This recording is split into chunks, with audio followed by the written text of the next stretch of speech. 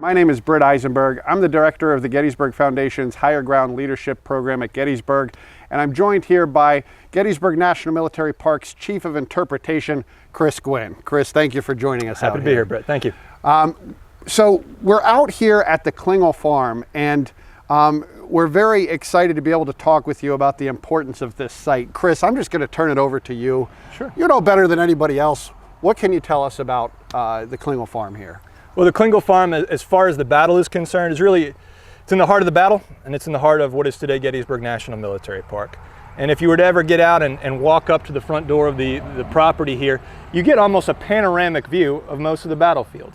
So we could look off to our northwest, and if it was July 1st, we would see Union infantry of the 1st Army Corps marching towards Seminary Ridge and McPherson Ridge, where the battle is going to begin.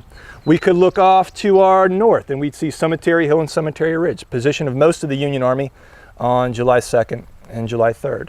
Where we are is actually along a ridge that on the afternoon of July 2nd, 1863, would be occupied by elements of Daniel Sicker's 3rd Army Corps when he advances to this high ground and where some of the most brutal fighting of the Battle of Gettysburg would take place. And then again on July 3rd, if we were standing here, we'd see sweeping across the fields just north of us the better part of 12,000 Confederates involved in the climactic moment of the Battle of Gettysburg, Pickett's charge. So as far as the Battle of Gettysburg is concerned, the Klingel Farm is at the epicenter. It's in the eye of the hurricane. And it's one of those overlooked, often underinterpreted spots on the battlefield, but one that is centrally important to how the fighting will occur, how the fighting will play out, including the house itself. The house will be occupied by Union troops.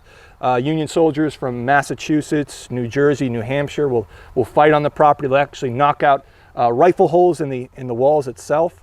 And then of course afterwards it would be one of the hundreds of field hospital sites where the wounded and the maimed would be cared for. Yeah, thank you. So you heard it from Chris, integral to the interpretation of this battlefield and such an important component of the story of the battle and before and after as well.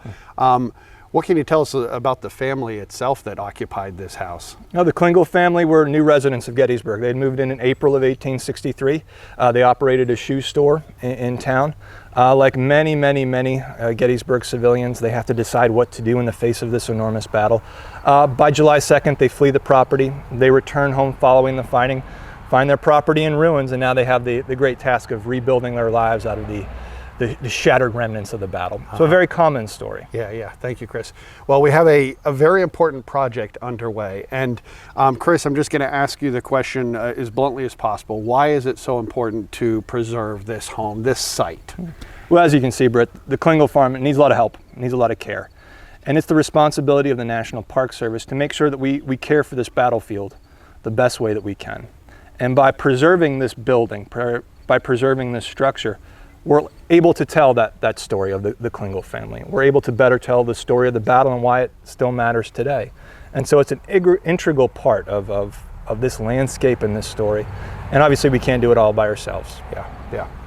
So friends, if you want to find out more about helping with this project, you can go to the Gettysburg Foundation's website or our social media channels. But thank you very much for letting us share this important story with you.